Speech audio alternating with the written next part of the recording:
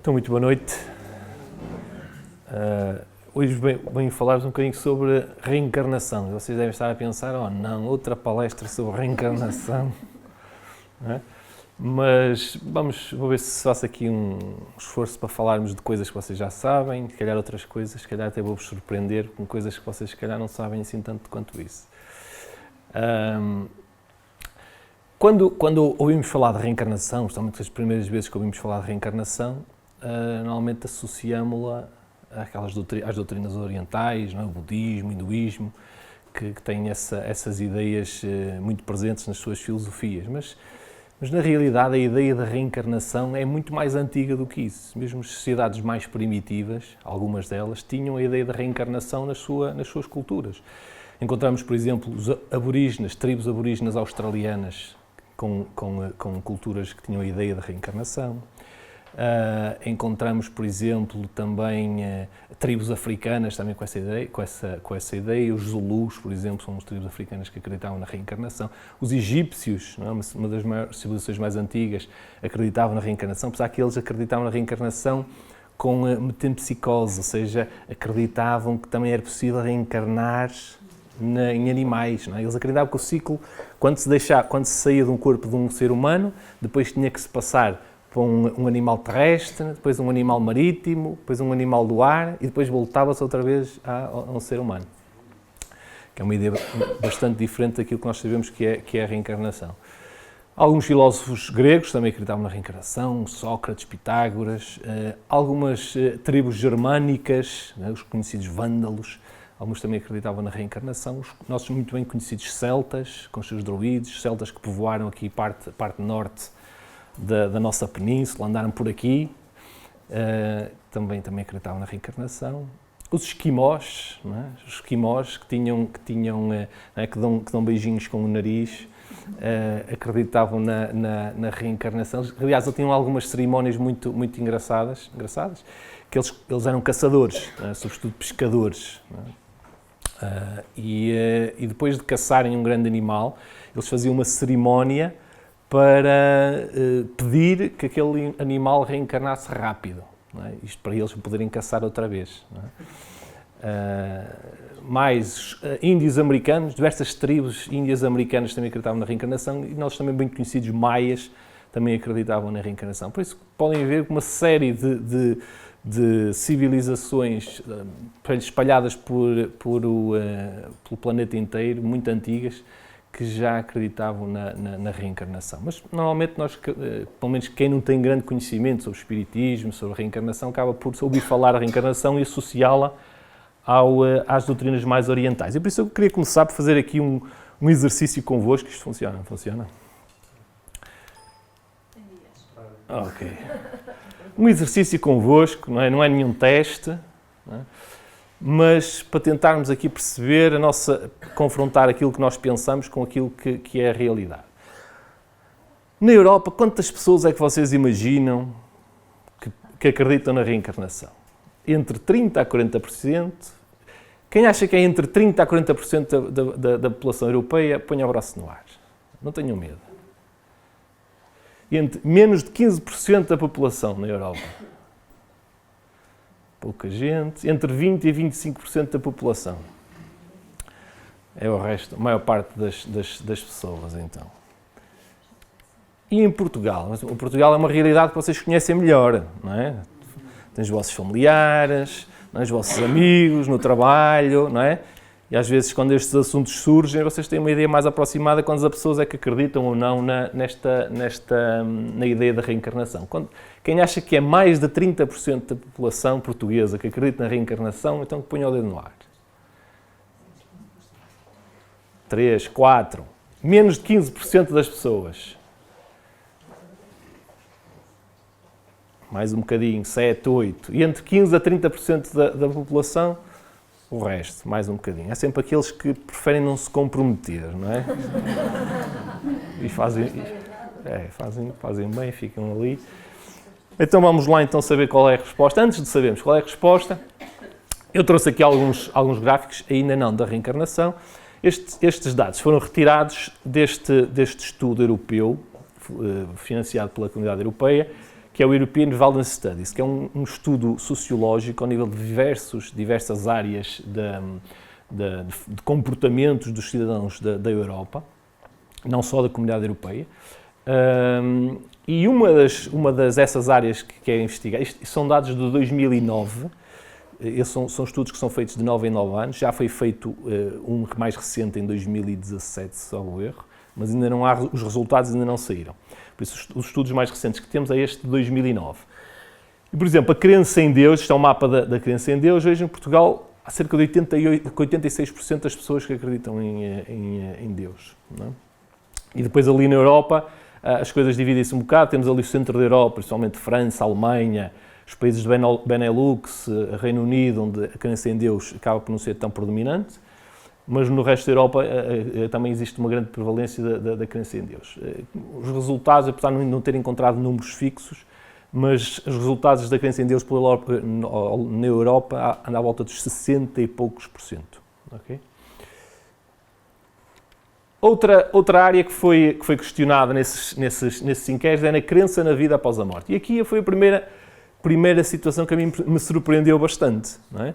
Porque, por exemplo, nós vemos aqui em Portugal, onde há 86% das pessoas que dizem que acreditam em Deus e apenas 48% dizem que acreditam na vida depois da morte, não é? Há aqui qualquer coisa que parece que não bate certo, não é?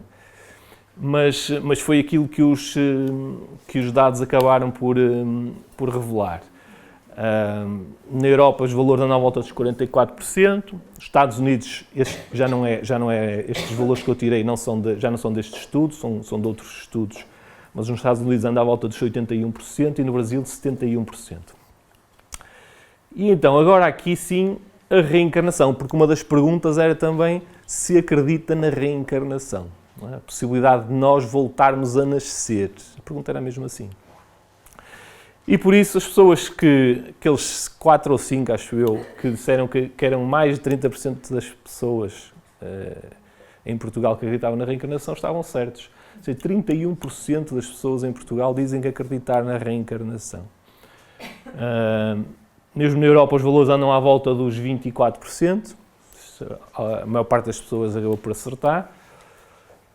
Nos Estados Unidos, o valor também bastante elevado, 25% das pessoas dizem acreditar na reencarnação. Mais uma vez, isto não é o resultado deste estudo, é de outro estudo. E no Brasil, 57%. E aqui, sem dúvida que no Brasil, estes valores, muita responsabilidade, não apenas do espiritismo, mas sobretudo dos livros de Chico Xavier, como ele conseguiu levar essa ideia, as ideias espíritas a muitas pessoas, inclusive que não se reconhecem como sendo espíritas. Não é? E estes valores estes dados são importantes porque para nós pensarmos um bocadinho sobre eles, não é? E sobretudo para quem faz ou procura fazer divulgação do espiritismo, não é? São uma reflexão muito, muito importante, porque dão-nos aqui uma ideia de que a aceitabilidade das ideias espíritas, não é? Se calhar é muito mais abrangente ou muito maior do que aquilo que se julgava. Não é? E na generalidade das pessoas existe uma maior aceitação do que se calhar nós até pensávamos acerca dessas ideias. E às vezes nós no espiritismo temos uma certa tendência para falar um bocadinho mais para dentro do movimento espírita, não é? do que falarmos para fora. Não é? E às vezes isso acaba por não ser tão benéfico quanto isso. Okay? Por isso quem fala na reencarnação fala de outras ideias, a lei de causa e efeito, a ideia que o espiritismo defende daquilo que é Deus, a própria ideia da mediunidade, sem dúvida que terão maior aceitação do que aquilo que nós julgávamos. Em Portugal, temos aqui um gráficozinho apenas aqui, dividindo aqui por regiões. Temos aqui na Zona Norte 35%, 37%. O pessoal do Sul é que está aqui a estragar isto, não é? São sempre os mesmos.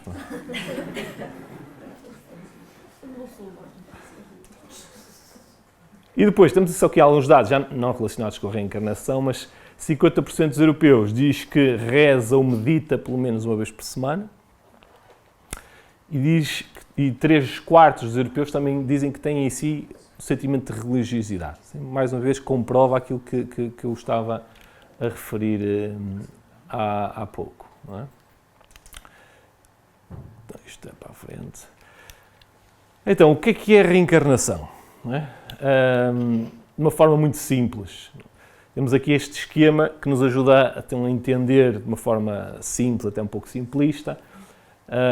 Atualmente nós estamos então numa dimensão física, temos um corpo físico, nós não somos esse corpo físico, como sabem, nós somos um espírito, mas tão certo como 2 mais 2 serem 4, vai chegar um momento em que todos nós aqui vamos atingir o nosso limite em termos de organismo físico, não é? E vamos morrer. Não é? E nessa altura, então, a única coisa que morre é o nosso corpo, não é? Como sabem. Aquilo que nós somos, o nosso espírito, continua a viver, não é? E passa para aquilo que nós chamamos então a dimensão espiritual. Passa para a vida então no mundo espiritual, que no espiritismo nós gostamos de usar o jargão erraticidade. Não é? Erraticidade então é a vida no mundo espiritual. E essa vida no mundo espiritual, ela é apenas uma consequência da nossa vida aqui na Terra, não é? Porque nós não vamos ser diferentes no mundo espiritual daquilo que somos aqui.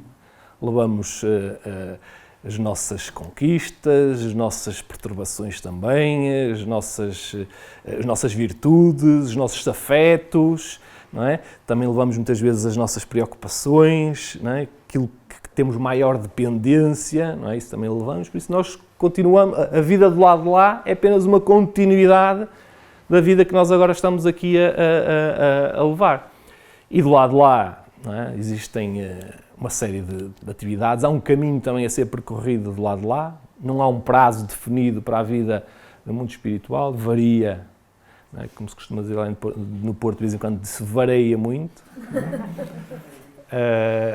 Não existe um prazo definido, mas também vai chegar uma altura em que, apesar de nós do lado do mundo espiritual também termos a nossa aprendizagem a ser feita e há uma evolução que é feita, nós vamos precisar de voltar a reencarnar, precisamos de voltar a ter um contacto mais próximo com o corpo físico. Não é? É como se nós precisássemos de provar os nossos conhecimentos, consolidar a nossa aprendizagem. E essa consolidação da aprendizagem, não é?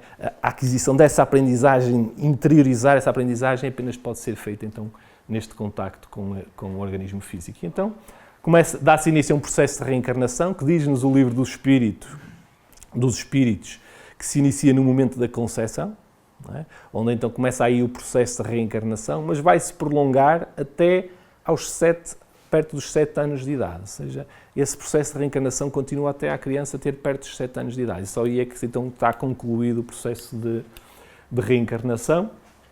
E então inicia-se então uma nova existência. E esse desenvolvimento que nós fazemos aqui nesta nossa existência, ela é baseada um pouco nestes três pilares que estão aqui. Não é? Nós trazemos para esta vida uma herança espiritual, não é? A nossa personalidade espiritual, que é construída ao longo de muitas vidas. Nós já vivemos muitas vidas, já passamos por muitas coisas, não é? Já tivemos conquistas extraordinárias, fracassos, afetos muito grandes, desafetos também muito grandes, não é? Desafios, dificuldades, e tudo isso moldou aquilo que nós somos em termos espirituais. Não é? E trazemos tudo isso para esta nova existência. Mas para além dessa herança espiritual, dessa personalidade espiritual, também existem aqui vários condicionalismos. Em primeiro lugar, existe o condicionalismo biológico, não é? Do nosso corpo físico, a herança dos nossos pais, dos nossos antepassados, e depois o meio social, cultural, em que somos colocados e que tem uma influência bastante grande sobre nós. E isto começa o nosso desenvolvimento a nível espiritual começa por ser, nós começamos, por exemplo, quando os animais, não é, também têm um espírito, não é, que o espiritismo diz que tem um princípio inteligente, ou seja, ainda está em evolução, ainda não evoluiu o suficiente para poder encarnar num ser humano, não é? Estava aí uma outra palestra, mas não evoluiu o suficiente para encarnar no ser humano, então diz-se que tem um princípio inteligente. Não é? E esse princípio inteligente também reencarna, vai reencarnando em vários corpos de diferentes espécies. E quando ele reencarna, a herança espiritual que ele traz com ele não é muito grande, não é? E ele, sobretudo, a sua evolução, não é, faz-se através das pulsões biológicas do corpo que ele vai habitar e do meio social e cultural em que ele está. Mas à medida que esse princípio inteligente se desenvolve, não é, começa a ficar mais crescido, mais sábio, mais lúcido, não é, um bocadinho assim como nós, não é, nós começamos a ter a capacidade de, perante as pulsões biológicas, perceber aquilo que nos é benéfico e aquilo que nos é prejudicial. Podemos olhar para o meio cultural e social e perceber aquilo que é certo daquilo que é errado, não é? Então já conseguimos ser influenciados, mas também influenciar, não só mais ali a parte cultural, mas permitir também controlar muitas destas pulsões que estão aqui. Mas estas pulsões biológicas e o meio social e cultural não são apenas condicionantes, antes pelo contrário, muitas vezes elas ajudam também no processo de desenvolvimento do espírito. Vou usar aqui um exemplo muito simples e simplista também. Por exemplo, imaginem dois espíritos adversários do passado. Não se podem ver um ao outro. Não é? Tiveram uma adversidade muito grande e não se podem ver um ao outro. E numa nova existência eles reencarnam, um como mãe, outro como filho. Não é? As suas heranças espirituais, a sua personalidade espiritual, o atrito ainda está lá todo. Não é? Ainda está lá o atrito, não é? A aversão, não é? Ainda está lá todo. Mas as pulsões biológicas, a pulsão da maternidade, não é? O instinto maternal está ali a empurrar para a proximidade, para a proteção, não é? Para o amor, para o afeto. Não é? Os valores culturais, não é? Da família, não é? Estão ali também a procurar cada vez mais juntar. Não é? Então reparem que mesmo se a pulsão espiritual, não é de aversão, não é? Há aqui pulsões que procuram aproximar, não é? Procuram proporcionar, desenvolver afeto, tirar afeto ou criar afeto daquilo que é aversão, não é? E isso naturalmente, isso dá-se não só com estes casos, com muitas outras situações na nossa vida. Então a reencarnação, ela é sobretudo um instrumento de justiça e de educação, não é? do próprio espírito. Às vezes, tendo por base uma ideia de karma, eu não sei bem o que é o karma, em termos das doutrinas, karma, em termos das doutrinas orientais, não é? Eu não sei muito bem o que é o karma, não é? Sinceramente não tenho conhecimento sobre isso. Só sei aquilo que as pessoas aqui dizem ou acham que é o karma, não é? Quando alguém se magoa depois de fazer uma coisa errada, o que é que a pessoa diz? Isso é karma, foi karma, não é? Ou seja, foi castigado por alguma coisa mal que fez, não é? Ou seja, a ideia que se tem do karma é de castigo, de punição por alguma coisa má que se fez. E muitas vezes traz-se essa ideia também para a ideia de reencarnação, não é?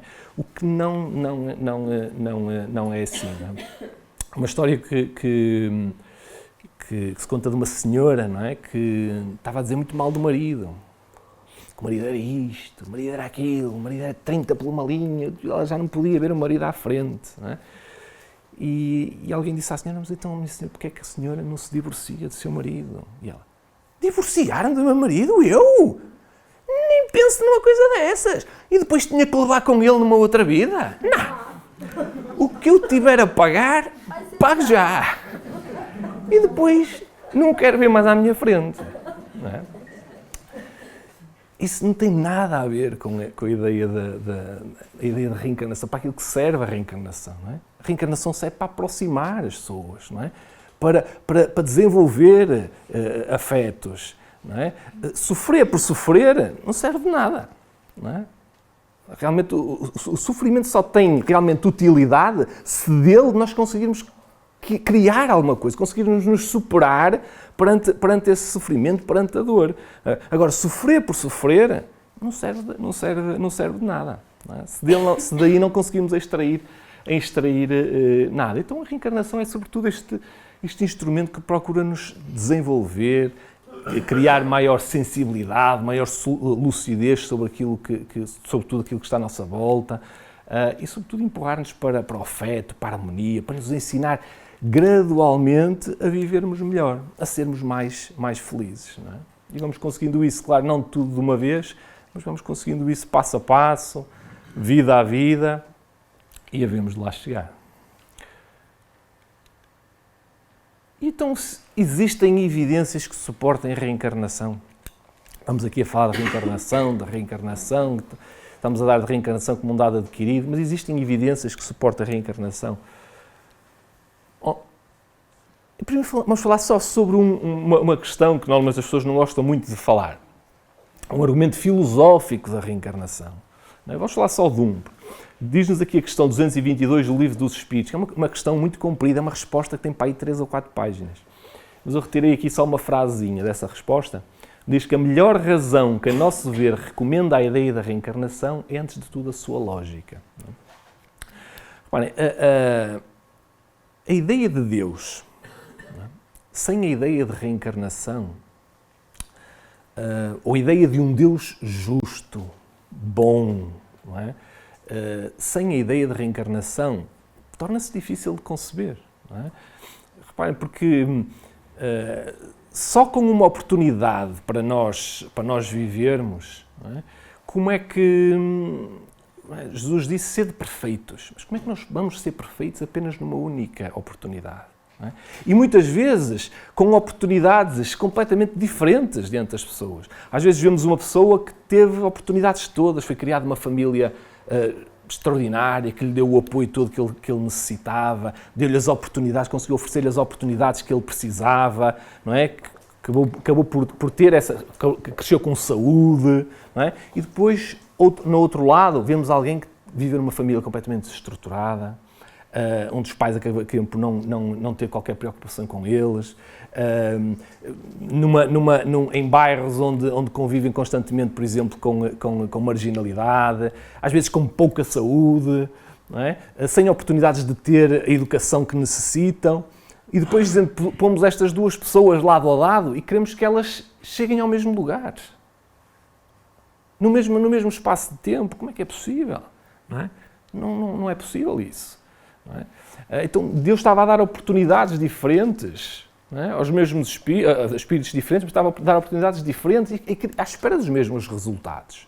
Não é? Então, sem a ideia de reencarnação, torna-se difícil entender essa ideia de Deus justo e bom. Não é? E outra evidência da reencarnação, estamos a falar agora aqui de evidências científicas da reencarnação. E quando nós falamos de evidências científicas, vocês já devem ter ouvido falar deste senhor não sei quantas vezes, mas quando falamos de evidências científicas de reencarnação, temos sempre de falar deste homem que está aqui, psiquiatra que faleceu no início do século XXI, o professor Ian Stevenson. Ele estudou e dedicou grande parte da sua vida, dos seus estudos, aos estudos das crianças que se lembravam das suas vidas passadas. Ou seja, são crianças, para quem não está familiarizado com o assunto, são crianças que a partir de uma tenra idade, às vezes 13 anos, às vezes até mais cedo um bocadinho, viram-se para a mãe e dizem: tu não és minha mãe. Tu não és minha mãe, eu não me chamo fulano de tal, eu chamo-me não sei o que mais. Não é? E esta não é a minha casa. A minha casa fica noutra localidade qualquer. Claro que isso para os pais no início é um grande... que é isto, não é?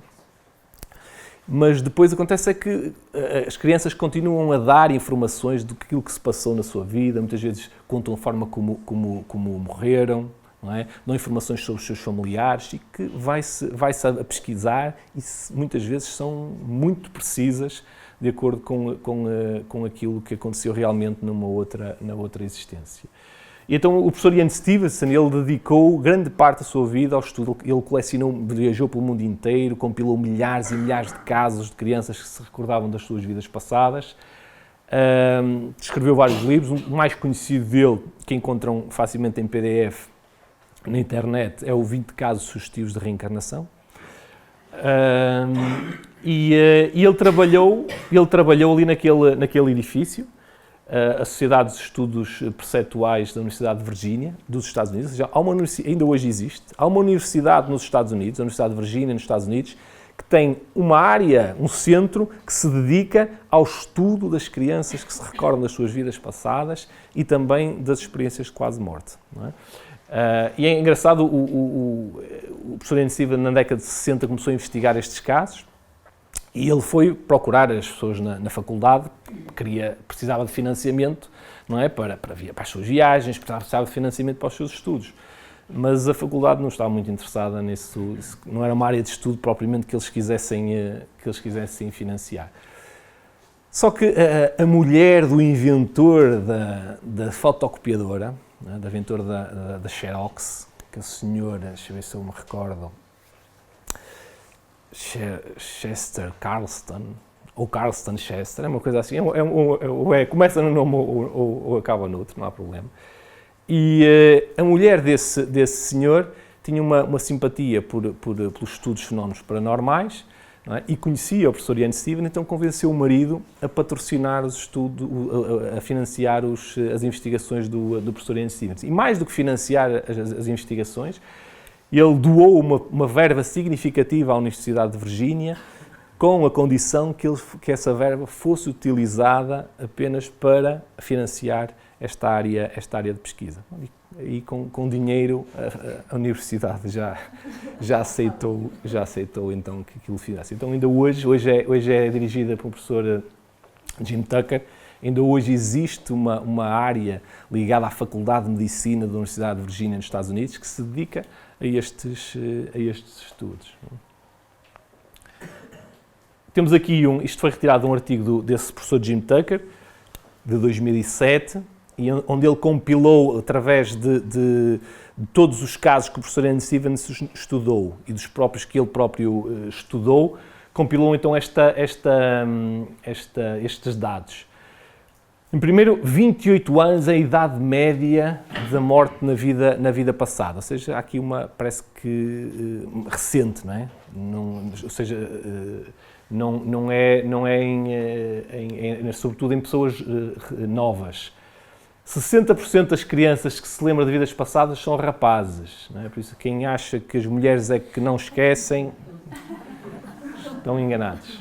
Aqui estão a provar que os rapazes esquecem menos do que as... Quase 70% das crianças afirmam que tiveram uma morte violenta ou não natural. Não é? É significativo, ou seja, também pode-nos aqui fazer pensar um bocadinho, será que isto está relacionado com o facto de elas se lembrarem? Não é? Tudo isto são suposições. Não é? 90% das crianças afirmam que são do mesmo sexo da encarnação anterior. Não é? Não estou a dar novidade para ninguém que os espíritos não têm sexo, não é? Tanto podemos encarnar como homens como com mulheres, não é? Mas para aqueles que ficam um bocadinho mais... não ficam muito agradados com a ideia, pronto, vejo que essa mudança não acontece tantas vezes quanto isso, não é? Diz aqui, 90% das crianças mantiveram o mesmo sexo na outra encarnação. 20% das crianças vivenciam ter memórias do período entre vidas, ou seja, algumas crianças chegaram a lembrar-se daquilo que se passou no período da erraticidade, que falamos há bocadinho. Não é? Outra situação aqui interessante, a média do tempo entre a morte e o renascimento são 16 meses. Isso aqui é bastante curto. Por isso que o arquivo ainda está aberto. Possivelmente, não é? Também em termos de literatura espírita, aquilo que lemos é que o período costuma ser bastante mais prolongado, não é? Ou seja, será que o facto da reencarnação ter sido dada bastante mais rápido, possivelmente pode ajudar a despoltar essas memórias, não é? Mais uma vez, são suposições que se podem retirar dos dados. E depois, 20% das crianças revelam marcas compatíveis com a causa de morte. Isto também foi uma área de estudo que o professor Ian Stevens estudou bastante, que são as marcas que as crianças revelavam. Ou seja, ele, por exemplo, estudou uma criança que tinha marcas significativas, 2 marcas significativas, julgo que era assim era na barriga e aqui nas costas, não é? E ele depois foi analisar a autópsia do indivíduo que ele era numa vida anterior e era aquilo que coincidia, ele tinha sido baleado com o sítio onde entrava a bala e possivelmente terá saído a bala. E como é que nós, em termos de espiritismo, justificamos isto? Não é? Aquela situação cria um trauma tão grande no próprio espírito, não é? Que ele acaba por gravar aquilo no seu corpo espiritual, não é? E quando vai reencarnar, não conseguindo resolver esse trauma, entretanto, quando vai reencarnar, não é? Essa energia, não é? Desse trauma que se encontra no corpo espiritual acaba por influenciar o próprio organismo físico que está-se a desenvolver, não é? E vai criar essas marcas no organismo. E também 90% das crianças acabam por reencarnar no mesmo país. 2 e 6 anos é o intervalo de idade em que se lembram da vida passada. Normalmente acontece essa lembrança por volta dos 3 anos, 4, e depois vão acabando por esquecer, e a partir dos 6 anos normalmente já nem falam do assunto.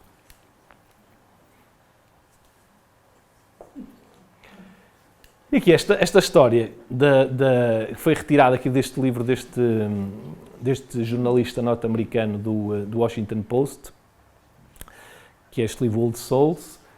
Ele acompanhou o professor Ian Stevenson durante alguns anos das suas pesquisas e então retirou alguns casos que contou aqui nestes livros. E um destes casos é desta senhora Hanan Mansour. Ela é libanesa, por isso eu não faço ideia se estou a pronunciar bem o nome dela, mas ela na década de 30, ela nasceu na década de 30, de volta da década de 50 do século passado, teve duas filhas, mas os médicos aconselharam-na ela não ter mais filhos, porque ela estava com problemas cardíacos e diziam que se ela tivesse outra gravidez isso podia agravar os problemas cardíacos e ser irreversível. Mas o que é facto é que, passado algum tempo, ela voltou a engravidar e realmente os problemas cardíacos começaram-se a acentuar. Ela esteve muito mal. Acabou por ser levada, a família dela tinha algumas possibilidades, foi levada para os Estados Unidos, para a Virgínia, para um hospital na Virgínia, e para ser operada. E no dia anterior à operação, ela queria falar com as filhas, mas não conseguia. Não conseguiu falar com as filhas, e segundo aquilo que o marido diz, ela estava bastante desesperada porque queria falar com as filhas e não conseguia. Acontece então, ela no dia seguinte foi realmente ser operada e acabou mesmo por falecer na operação. 12 dias depois, no Líbano, nasceu Susana Ganan. E o que é que aconteceu de curioso com a Susana? Por volta dos 16 meses de idade, a mãe de Susana foi dar com a filha, agarrada ao telefone, pegar no telefone e a dizer: Leila, estás a ouvir-me? Leila! E na altura a mãe questionou a filha, mas ela ainda era muito pequenina, não sabia explicar porque é que estava a ter aquele comportamento. Mas o comportamento, a medida foi tendo mais alguns meses, penso que foi por volta dos 2 anos, ela tendo repetidamente aquele comportamento, a mãe voltou a questioná-la e ela disse que Leila era a filha dela, não é? E que ela precisava muito de falar com ela, estava desesperada porque queria muito falar com ela. E a que disse mais à mãe: mas olha, mas eu não me chamo Susana, eu sou Hanan. E esta Leila então é a minha filha e eu não sou, tu não és a minha mãe, eu moro noutra cidade. Mas foi o que na altura a miúda conseguiu dizer, ainda era muito pequenina, 2 anos, mas passado mais alguns meses ela foi dando mais informações e conseguiu dizer o nome do marido, conseguiu dizer qual era o seu sobrenome na outra vida. Foi dizendo quais eram os nomes dos filhos, de outros familiares, deu detalhes sobre a forma como tinha morrido. E os detalhes foram tão precisos que foi possível, inclusive, chegar à família de Hanan e foi promovido um encontro. E no encontro, a Susana, que na altura tinha pouco mais de 3 anos, conseguiu identificar os familiares pelo nome e dizer qual era o grau de parentesco que ela tinha com Hanan, não é? O que é extraordinário. Não é? Que outra explicação é que pode existir para um caso destes? Não é? Não serão coincidências a mais? Não é? Sim, curioso que até tem uma certa parecência de feições, não é? E curioso também que a Susana acabou por ficar com, apesar de a partir dos 6 anos desaparecer as lembranças, ela acabou por ficar sempre com o marido como um amigo. Ela, pronto, quando era mais pequena, com os 3, 4 anos, ficava muito no colo do marido. Não é? Depois, apesar das lembranças se desaparecerem, ele continuou a ligar-lhe, não é? E foi ficando, continuando a ter contacto através de telefone durante muito tempo. Há outro tipo de evidências que sugerem a reencarnação, a questão dos génios precoces, crianças com uma tenra idade que têm talentos que são extraordinários, não é? Que a gente fica a pensar como é que é possível em tão pouco tempo estas crianças terem talento que eu preciso de uma vida inteira para ter, não é? Ou que não consigo ter durante uma vida inteira. Não é? Coisas mesmo incríveis. Temos a regressão de memória. Seja pessoas que num estado alterado de consciência conseguem aceder a arquivos inconscientes de memória, não é? E nesses arquivos inconscientes de memória estão muitas vezes arquivos de outras vidas, ou estão arquivos de outras vidas, mas esta regressão deve ser tida com algum cuidado, porque deve ser usada apenas para fins terapêuticos, não por mera curiosidade, porque às vezes por mera curiosidade pode acontecer que nós estejamos a aceder a arquivos de memória que estão lá muito bem quietinhos, não é? E acabamos por levantar lama que, em vez de criar, acaba por criar perturbação, em vez de criar aquilo que nós pretendemos, não é? Temos também a mediunidade e temos também a xenoglosia. A xenoglosia é a possibilidade de alguém falar línguas que desconhece, não é? E a xenoglosia pode ser mediúnica, ou seja, um médium que acaba por, através de um espírito, o espírito falar através de um médium línguas que o médium desconhece, não é? Mas a xenoglosia também pode ser anímica, e no caso de ser anímica é uma evidência de reencarnação, ou seja, mesmo sem interferência de um espírito, a própria pessoa, num estado alterado de consciência, começa a falar línguas que num estado normal de consciência ele não consegue falar, não é? A professora Ian Steven também estudou alguns casos destes. Inclusive uma mulher canadiana, que o marido era médico, e um dia estavam em casa, não deviam ter mais nada que fazer de jeito, e o médico decidiu então tentar hipnotizar a mulher, não é?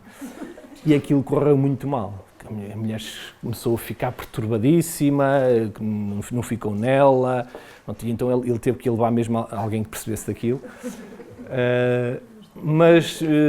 Mesmo essa pessoa, quando chegou essa pessoa, fez-lhe o hipnotismo e ela começou a falar uma língua que nenhum dos dois percebia. Ninguém estava a perceber o que ela estava a dizer, não é? O marido era médico, trabalhava na universidade, e então foi falar lá com os linguistas da universidade e eles identificaram aquela língua como sueco, mas sueco medieval, um sueco arcaico. Então eles fizeram uma outra sessão com a senhora, já com os linguistas presentes, e eles então faziam perguntas à senhora em sueco e ela respondia no sueco medieval. Mas a senhora nunca tinha estado na Suécia, nunca tinha ouvido sueco. Tinha aquela capacidade de falar naquela língua. E mais uma vez, aquilo não era mediúnico, não é? Era anímico. Okay? E pronto, era um pouco isto. Antes de terminar, eu queria falar um bocadinho e ler-vos aqui um texto para vos falar um pouco também da reencarnação e da arte, porque a reencarnação é também um tema precioso para as artes, não é? E atualmente, se calhar já foi mais, as artes deviam aproveitar mais o tema da reencarnação, filmes, músicas, literatura, porque acho que é um tema que é precioso para as artes e para a própria divulgação desta ideia. Eu tenho aqui um texto de Victor Hugo, a ver se não é muito longo e vocês não se chateiam muito com ele. Victor Hugo foi um grande espiritualista Ele quando esteve exilado na ilha de Jersey, que fica ali no Canal da Mancha, por volta da década de 50 do século XIX, porque ele tinha incompatibilidades lá com Napoleão III, e ele foi então exilado para essa ilha de Jersey. E durante esse exílio ele chegou a fazer sessões espíritas semanais lá com as pessoas que estavam com ele. E também nesse exílio ele escreveu um dos seus livros, que é Le Contemplation, que é onde está este poema, que é bastante espiritualista. E eu encontrei uma parte de um poema que eu achei delicioso, não é? E resolvi ir atrás, quero ler o poema todo, não é? Mas encontrei um problema muito grande, é que o poema não estava traduzido para português, o livro não estava traduzido para português, e o poema também, por si só, não estava traduzido para português. Por isso eu vou-vos ler o poema em francês. Não, eu decidi-me, então, vou traduzir eu aquilo. Mas tinha um grande problema, não é? Que as minhas próprias limitações, ainda por cima para traduzir poesia, não é? E então dizia, bem, vou pensar um bocadinho mais baixo, não é? Vamos tentar traduzir isto, fazer aqui um texto em prosa, adaptar aqui o poema do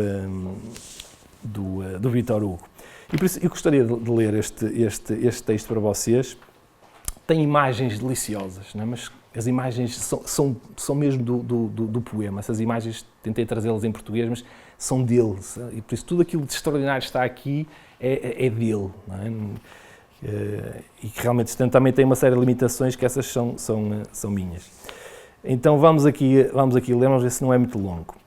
Chama-se O Regressado. Mães que choram, os vossos gritos ao alto são ouvidos. Deus, que estende a palma das suas mãos a todas as aves perdidas, por vezes ao antigo ninho faz regressar o mesmo borrachito. Queridas mães, o berço fala com o túmulo.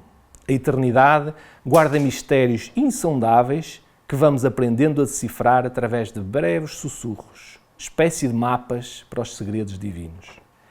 Esta mãe de que vos quero falar morava em Blois e eu conhecia num tempo bem mais próspero do que hoje, quando habitava as terras do meu pai.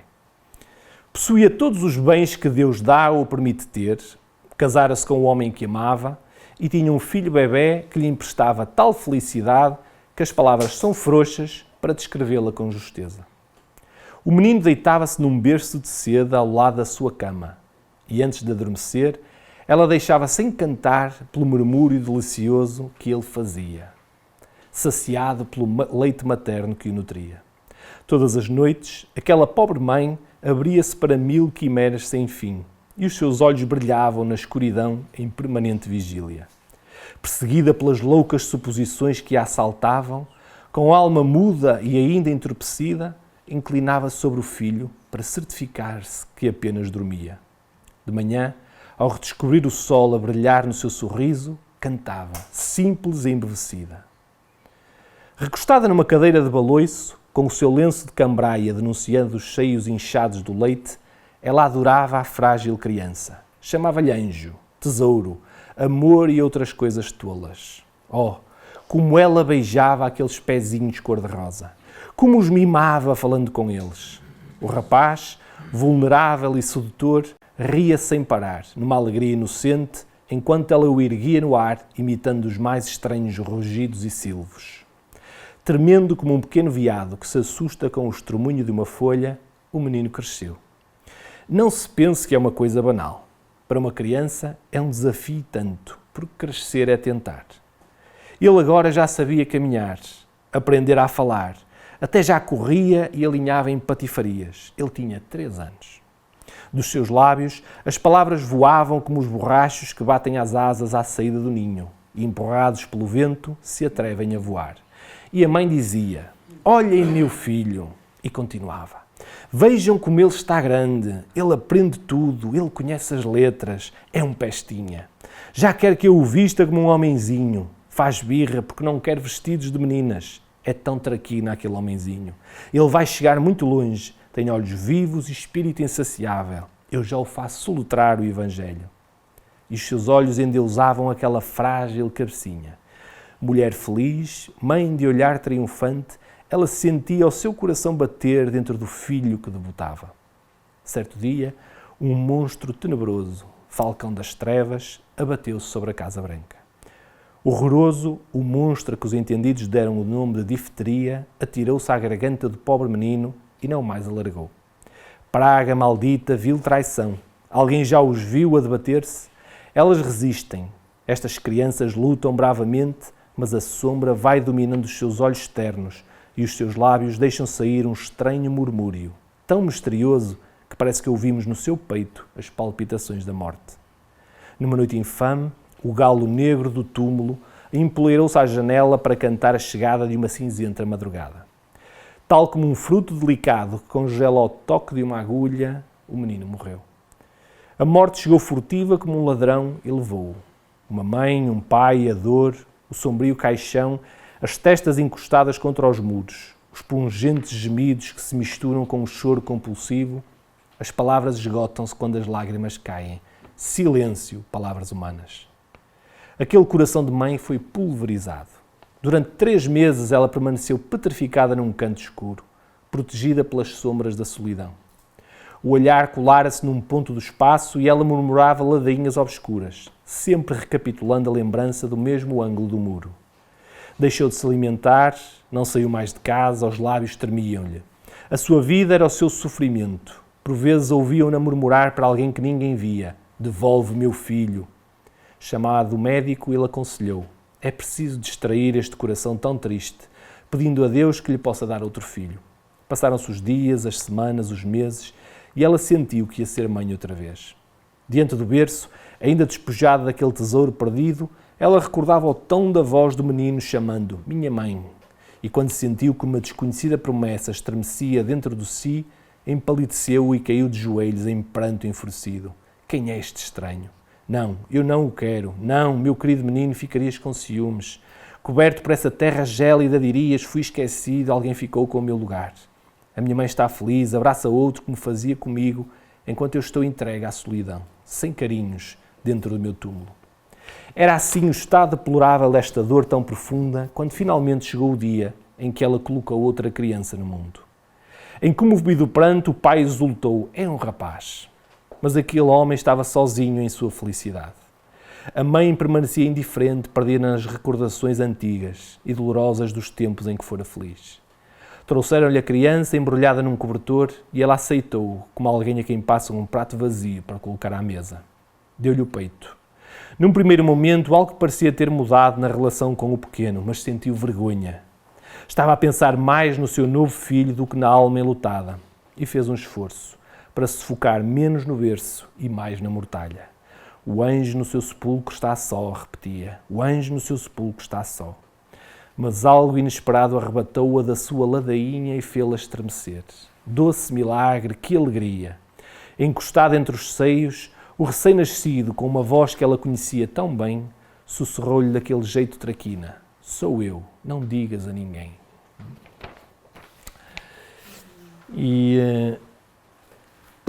E era isto, a reencarnação. Espero que tenha trazido algumas coisas que vocês não sabiam sobre a reencarnação e que ajudem à vossa reflexão.